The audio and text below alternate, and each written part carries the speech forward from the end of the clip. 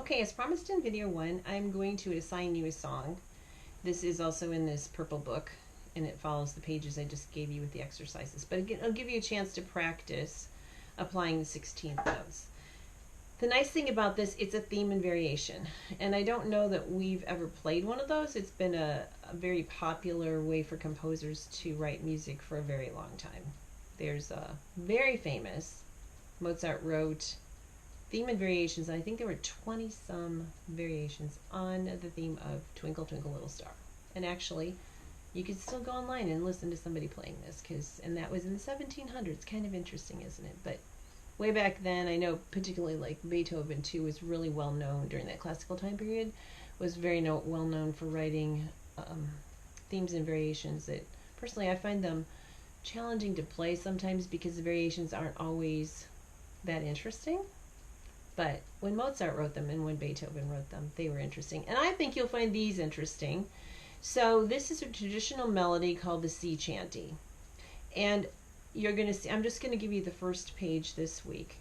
There's a theme, and then there are 3 variations. And your job is to learn the theme this week, which sounds like this.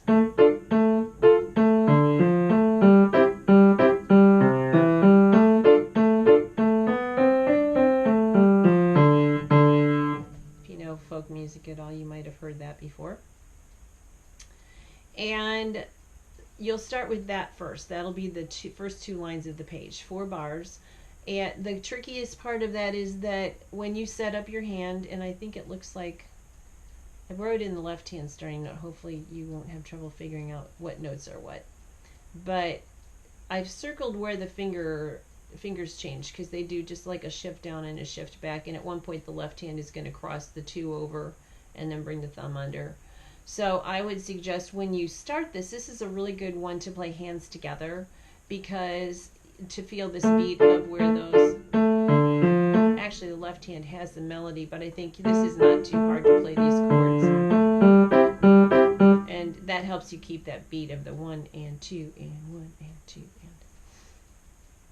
Then what's going to happen is you're going to notice on the first variation, the thing about variations is they keep some of it the same, but they just tweak some of the little things here. And so you're going to see, I'm going to play this next one for you. In fact, maybe I'll just show you what the music looks like before I play it so you can know what you're listening for. So you have, so this was what I just played, the theme, and I'm going to let you borrow this book so you can see I highlighted it with blue over there. Whoops. Ranger's deciding he wants to come to the piano lesson too. And then here is the variation. And so you see that we've got the 8th notes bump dump, but then I'm going to add da da da da da da da da da bump da da da da da da da da, so you can know what you're listening for. Let me play the second variation for you. Or actually it's the first variation, the second statement of the melody. So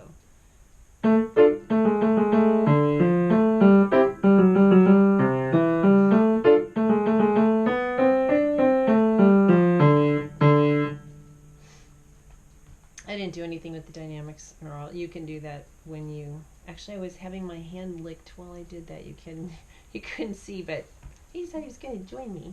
Want to say hi to Aiden? Anyway, so I'm going to assign you the sea chanty, the theme, and the first variation to try to practice. Learn the theme first, because all variations are going to be a lot easier for you to learn in your fingers once you've got the theme down. So again, if you have questions on that, just shoot me a text.